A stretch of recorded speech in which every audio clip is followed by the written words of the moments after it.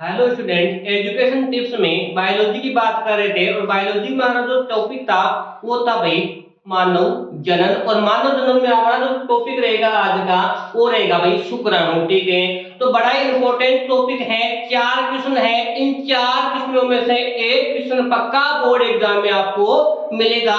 तो 4 क्वेश्चन कौन कौन से हैं तो देखते हैं। तो पहला क्वेश्चन है मानव शुक्राणु की संरचना के कितने भाग होते हैं। तो पहला क्वेश्चन है मानव शुक्राणु की संरचना के कितने भाग होते हैं। तो 4 भाग होते हैं। कितने भाग होते हैं भाई? 4 भाग होते हैं। 4 भाग कौन कौन सा होता है? एक तो शीर्ष भाग होता है, एक गिरवा भाग होता है, एक मध्य भाग होता है, एक होता भाई पूंछ भाग। तो शुक्राणु की संरचना के मुख्य रूप से 4 भाग होते हैं, शीर्ष, गिरवा, मध्य और कौन सा होता भाई? पूंछ वाला भाग होता है। अब दूसरा क्वेश्चन है सर्पिल कुंडली के रूप में माइटोकॉन्ड्रिया पाए जाते हैं। सर्पिल कुंडली के रूप में माइटोकॉन्ड्रिया पाए जाते हैं। तो सर्पिल कुंडली के रूप में माइटोकॉन्ड्रिया है वो मध्य खंड में पाए जाते हैं। किस भाग में पाए जाते हैं भाई? मध्य भाग में। तो मध्य भाग की हम बात करते हैं तो ये जो भाग है कौन सा भाग है? मध्य खंड या मध्य भाग होता है। और मध्य भाग में किस नाम से जानते हैं कि मध्य खंड होता है उसमें लिखा था कि दूरस्थ तार केंद्रक होता है। कौन सा? दूरस्थ तार केंद्रक होता है वो आगे जाकर अक्षीय तंतु का निर्माण करता है।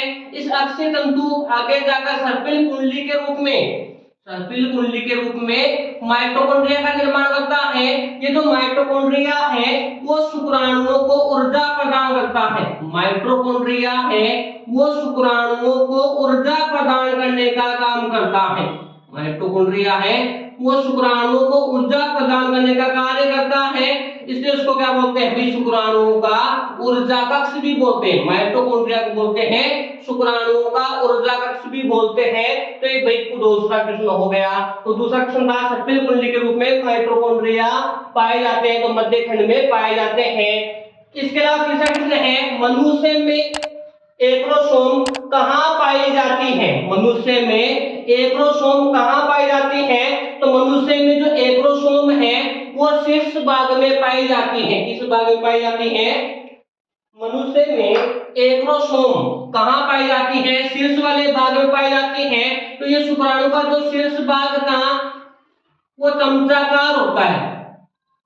चमचाकार होता है। इसके अलावा तिकोना होता है या चम्मचनुमा होता है। 2 भागों से मिलकर बना होता है, एक तो केंद्रक से, एक एक्रोसोम से।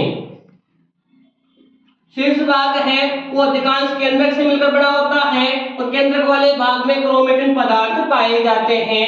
इसके अलावा क्रोमोसोम की बात करते हैं तो क्रोमोसोम कहां पर पाए जा रहे हैं भाई? सॉरी, एक्रोसोम कहां पर पाए जाते हैं? तो शीर्ष वाले भाग में पाए जाते हैं। उसमें कुछ पाचक एंजाइम पाए जाते हैं जैसे हाइल्यूरोनिडेज,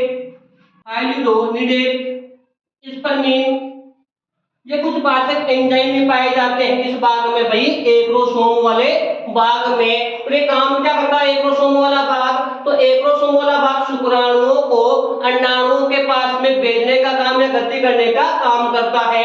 तो मनुष्य में एक्रोसोम कहाँ पाया जाता है? तो ध्यान शीर्ष भाग में पाया जाता है। चौथा है उगोनिया बनती है। तो उगोनिया बनती है गुणन अवस्था में। किस अवस्था में बनती है?